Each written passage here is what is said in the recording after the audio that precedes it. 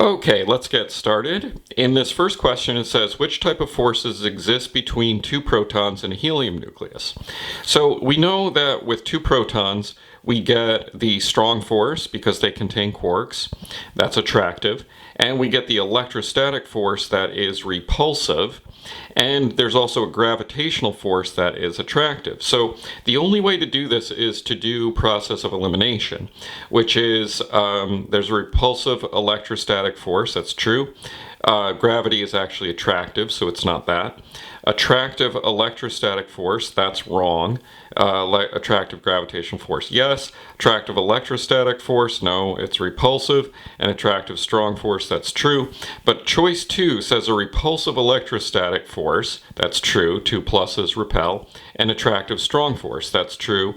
The forces between quarks attract. In this one, it says a meson could be composed of what? Well, we have to go to our chart here and see that a meson is made up of a quark and an antiquark. So what are our choices here? We have a strange quark and an anti-charm quark, so that's a quark and an antiquark. Okay, an electron in the mercury atom is in level G. What's the minimum energy required to ionize the atom? Well, we have to go to the chart. For mercury, we go to level G. G is 2.48, so to get it out of the atom, we have to give it at least 2.48 electron volts or more. So the minimum is 2.48. Two muons would have a combined charge of what? So we need to look up what the charge of a muon is. And a muon is -1 elementary charges. We have 2 of them. So it's just 2 times the elementary charge, 1.6 times 10 to the minus 19th, and that gives us -3.2 times 10 to the minus 19th. Okay, this one says a lambda baryon has the quark composition of UDS, that's up, down, and strange. Which particle has the same electric charge as a lambda? So for up, down, strange, we look at up is plus 2/3, down is -1/3, and strange is -1/3. So when we add those together, that gives us 0.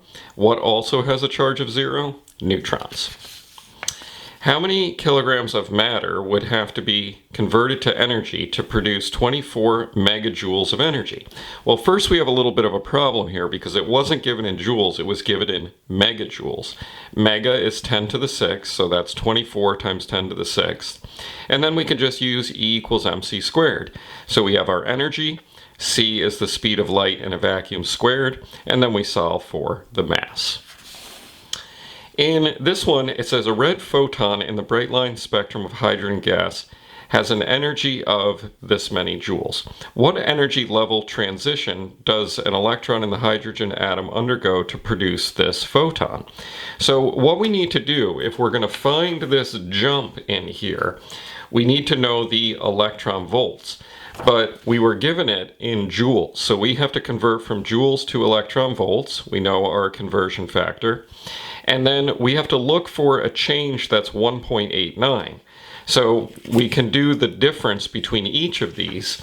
And when we do the difference from 3 to 2, the subtraction of those two, remember, ignore the minus signs, gives us 1.89 electron volts. In this one, we're given a photon with a certain amount of energy in joules. And what is its frequency? Well, we can go straight to E equals hf because we have the energy in joules. We know Planck's constant is in joule seconds, and then we just solve for the frequency.